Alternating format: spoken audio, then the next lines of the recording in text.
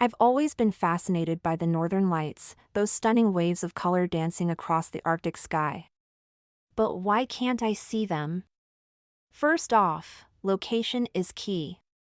You need to be in the right places, think northern Canada, Alaska, or Scandinavia. Then there's timing.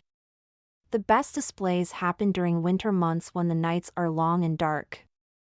But it's not just about geography and timing, solar activity plays a huge role too.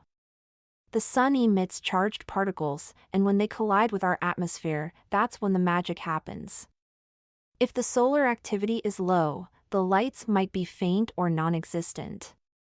And let's not forget light pollution. If you're in a city, those bright lights can drown out the auroras.